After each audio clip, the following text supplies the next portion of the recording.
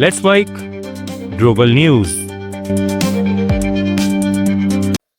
नमस्कार, Let's Mic Global News में आपका स्वागत है। मैं हूं राखी जैन। ईरान बनाम इजराइल अमेरिका टकराव का आज 28वां दिन है। युद्ध रोकने के लिए कतर की राजधानी दोहा में उच्च स्तरीय बातचीत तेज हो गई है। ईरानी संसद के स्पीकर मोहम्मद बागेर गालिबाफ के नेतृत्व में एक उच्च प्रतिनिधिमंडल कतर पहुंच चुका है।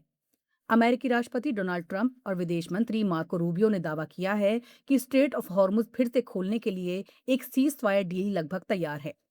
लेकिन ट्रंप ने साफ किया है कि जब तक एक ग्रेट डील नहीं बनती, वो जल्दबाजी नहीं करेंगे।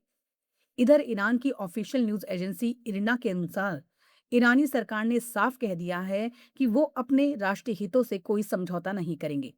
हालांकि बातचीत के बीच भी जंग थमी नहीं है।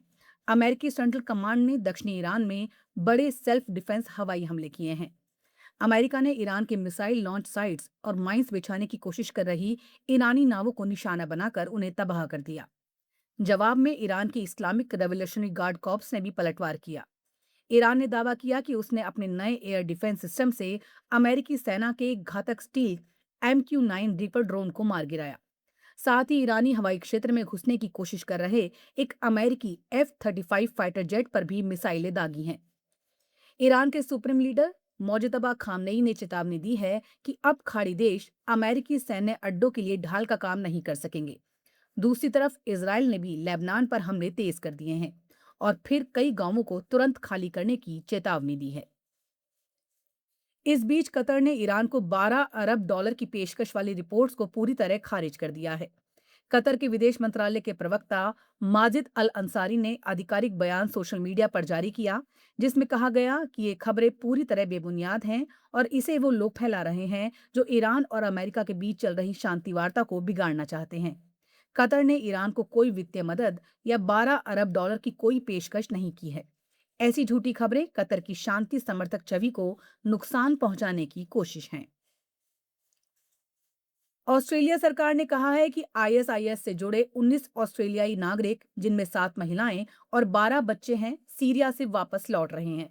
इन लोगों को संभावित आतंकवाद और अन्य आपराधिक आरोपों का सामना करना पड़ सकता है। गृह मंत्री टोनी बर्क ने स्पष्ट चेतावनी दी है कि जो भी व्यक्ति आतंकवादी गतिविधियों में शामिल पाया जाएगा, उसके खिलाफ सख्त कानूनी कार्रवाई की जाएगी। सरकार ने इस समूह को किसी भी तरह की सहायता देने से इनकार कर दिया है। बता दें, इससे पहले भी 13 ऐसे लोगों का एक समूह ऑस्ट्रेलिया लौट चुका है, जिनमें से कई पर गुलामी और आतंकवाद संबंधी आरोप लगे हैं।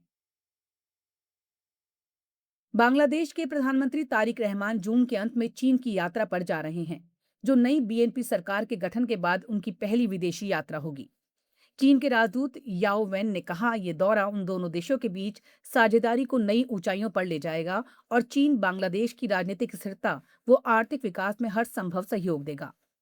ये यात्रा इसलिए खास महत्व रखती है क्योंकि भारत और बांग्लादेश के बीच तिस्ता नदी जल बंटवारे और गंगा जल समझौते को लेकर तनाव चल रहा है। बांग्लादेश अब तिस्ता नदी पुनर्स्थापन परियोजना के लिए चीन से वित्त पोषण लेने की कोशिश कर रहा है। नई दिल्ली इस यात्रा पर करीबी नजर बनाए हुए है। बांग्लादेश सरकार का कहना है कि भारत के साथ उसके संबंध गंगा जल समझौते के नवीनीकरण पर निर्भर करेंगे। इस यात्रा से दक्षिण एशिया में चीन की बढ़ती प्रभावशाली भूमिका एक बार फिर उजागर हो रही है। बेल्जियम के बुगेनहाउट में एक लेवल क्रॉसिंग पर तेज रफ्तार ट्रेन और स्कूल बस की जोरदार टक्कर हो गई। इस दुर्घटना में 2 बच्चों सहित कुल 4 लोगों की मौत हो गई, जबकि 2 लोग गंभीर रूप से घायल हैं। अधिकारियों के अनुसार हादसे के समय रेलवे क्रॉसिंग के बैरियर नीचे थे।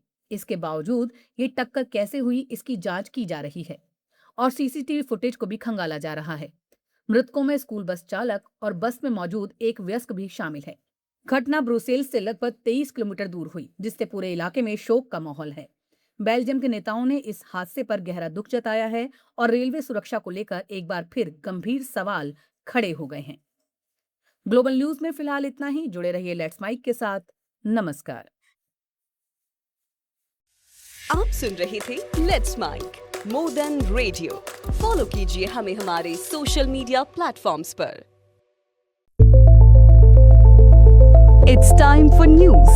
It's time for more than radio. Presenting the first radio news app, Let's Mic. Let's Mic, a news-based app on your phone where you get to watch